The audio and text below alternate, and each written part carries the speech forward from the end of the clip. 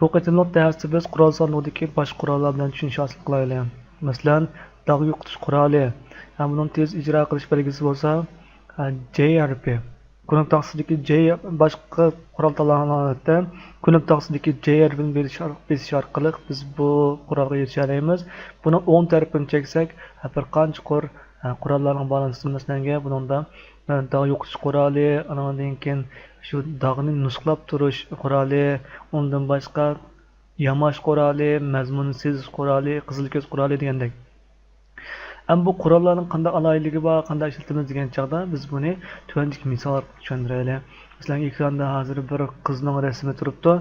Buni qarasak, chiroyida ba'zi dog'lar, andan keyin kichik mo'nak narsalar turdi. Buni biz ba'zi vaqtlarda yo'qotishimiz kerak. Rasmning sifatini yaxshilashimiz uchun buningga unum kirgizsak bo'lmaydi. Odamlar ba'zida yuziga bunday narsalar chiqib qoldi. Shu narsalarni rasm tatganlar, fotograflar ba'zida tushib chiqib o'tadi. Biz ham qanday qilib buni remont qilamiz, qanday o'ngshaymiz, unum kirgizamiz degan chaqda shu qurollardan foydalansak bo'ladi. Hamda masalanga birinchisi dog' yo'qotish quroli dedik. Buni tushuntirishdan burun ikkinchisi hamda buni dog'ni nusxlab turib yo'qotish deymiz. Shu qurolni ishlatishni bilaylik.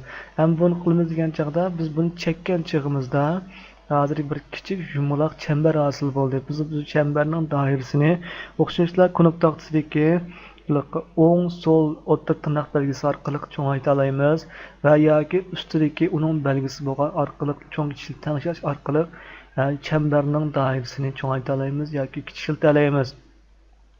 Masalan, men kunuk taqsidagi so'l qartilgan o'rta tirnoq belgisi orqali buni masalan kichiltay.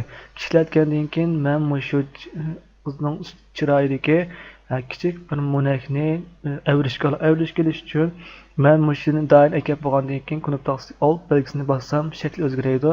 Andan keyin buni nishonlab olgandan keyin qo'yib o'tamiz. Qo'yib o'tgan chog'da bosh nuqtaga kelsam shu nusxalab rayonning paydo bo'lganini his qilaman. Men bu yerga kelgan chog'da yana buni chekay. Chekib qo'yib o'tgan chog'da diqqat qilsak aslida yo'q bo'lgan dog'lar paydo bo'lishga başladı. Men buni yana ko'paytsam bo'ladi. Yani ko'paytish orqali ko'paytib har xil dog'larni paydo qila olaman. Hatto buning yuzlariga boshqa yerlarga ekasam bo'laveradi. Bu shu nuqtani nusxlab turib, bizga mos qadamda atrofdagi mazmunlarga ko'p ta'sir qilmagan asosda bizga nusxlab beraverdi. Bunda qilaversak, bu hozir butun yuzda dog'larga to'shib ketdi. Bu ixtiyoriy shu nusxlab turib, keyin aslik shaklini o'zgartirish. Masalan, men bu yerdan yaxshiroq bo'lgan terini avrishga olay, o'xshash usul bilan nishonlab qo'ygandagi old belgisini besib nishonlab qilamiz. Bundan keyin men dog'ning ustiga kelay. Kelgandan keyin shu dog'larni yo'qotish unimiga erisha olaman. Buning asli maqsadi shu ma'lum bir yaxshi bo'lgan avrish kelib turib, shuni yo'qotish. Endi men buni ishlatishdan boshqa yana birinchisi bo'lgan dog' yo'qotish qurolini dog' yo'qotish, o'ngshash quroli degan ekaldim. Men buning doirasini o'xshashlar ustidagi knop orqali tanishalayman yoki o'ng so'l ko'rsatilgan o'tirtma orqali tanishalayman. Men buni boshqa avrish kelishimning mohiyati yo'q. Bevosita dog' bo'lgan rayonni chekkan chog'da shu mos holda bizning ba'zi dog'larni yo'qotib berish unimiga erisha oldik.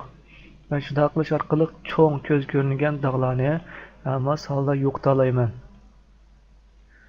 Hozir yuzi chiqqan ba'zi dog'larni shu usul orqali dog' yo'qotish unimiga erisha oldim.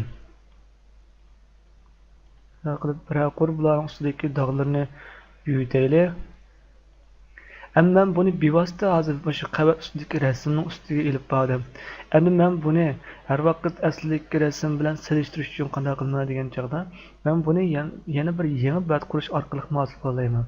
Masalan, men bu yerda yangi bat qurmoqchi bo'lsam, mush knopkani bossam bo'ldi yoki old belgisini besib turib mush knopkani bosgan chog'da bir ko'znak chizildi. Bu ko'znakka bu yangi qurmoqchi bo'lgan batning ismini yozadigan ramka chiqdi.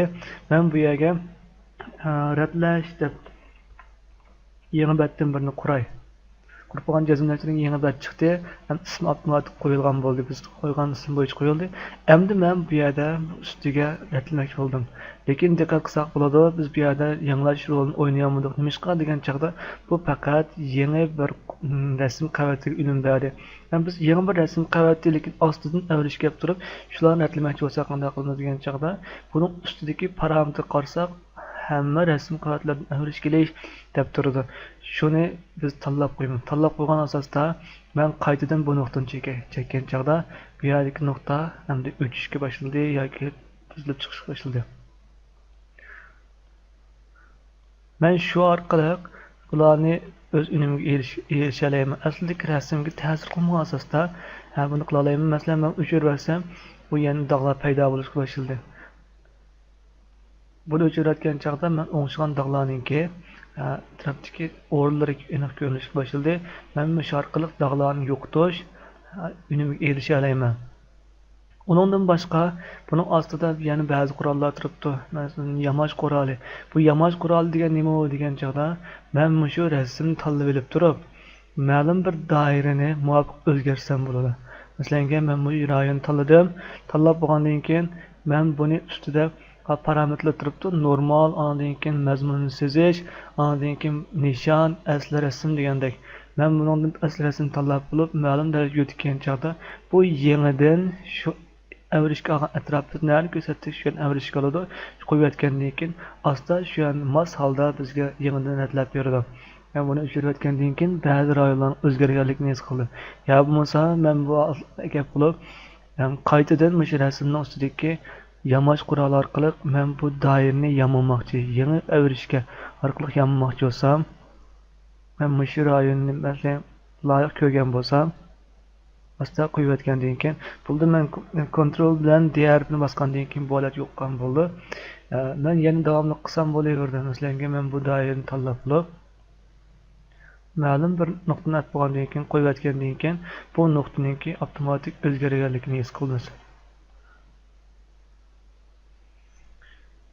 Kontrol diarni bosgandan keyin bu shakl asliga keldi. Endi men bu shaklni asliga olib ekilish uchun qanday qilaman? Masalan, men mush burunning atrofidagi mush doiralarni yoki taklashdan burun qolib ekilish uchun qanday qilamiz degan chog'da qolgan bir doiraga elish quroli yoki ramklash quroli deymiz yoki solmisirish qurollar deymiz. Qolgan ishlatsak bo'ldi. Men bu yerda el harfini besish orqali solmisirish quroli o'tay hamda men shu yuzningki mush taraf asli bo'lgan holda ekilish uchun qanday qilamiz degan chog'da mush doirani tanlab olib, men takrorning ichidan to'ldirishni chek bo'lgandan keyin men mushtariyni aslidagi qaysi tarixni asli ekilman degan chekitib ko'nikni bersak, biz aslidagi rasm oldi ekilaymiz. Men buni bu o'zgarganlik holat qanday keyin bu qaytdan bo'lgan holat. Faqat boshda ta'sir qilmaydi, biz aslidagi ekilay oldik. Undan boshqa masalanga buni qo'yayotgandan keyin biz ustidan bosgan chig'imizda buningki tarix xotirasi deb beramiz. Biz buni har bir qadamni olg'a yoki keyinga chekindirish orqali rasmni eng oldingi holatga eklaymiz. Buni ostiga muvofiq holda suzib turib, tariximizni ko'rib boqaylik. Biz qilgan mashg'ulotlarimiz bu yerda turibdi. Shu orqali biz bularni oldi keyinga suzamiz. Bu rasm asli ichilgan holda, undan keyin biz mashg'ulot qilib kelgan o'rin dalmisha. Shu orqali biz bu doiralarni qila olamiz. Undan boshqa ba'zi mazmunlarni keyingi mazmunni so'zlasak bo'ladi. Qizil ko'z qurolini so'zlab o'tib ketaylik. Qizil ko'z qurolini qanday foydalanamiz degan chog'da ma'lum bir rasmlar bo'ladi. Biz apparatlar tatgan chog'da ko'z tarafimiz nurning ta'siridan qizil rang ko'rinib qolgan. Ham buni tez surat o'ngshashning usuli bormi degan chog'da biz yana qizil ko'z qurolidan foydalanib qilsak bo'ladi. Shu ko'z qizil bo'lib qolgan rangni chekayotgan chog'da bu avtomatik tanshab ratlab berish rolini o'ynaydi. Bu intayin tez suratda bizga qizil ko'zni yo'qotib berish rolini ega.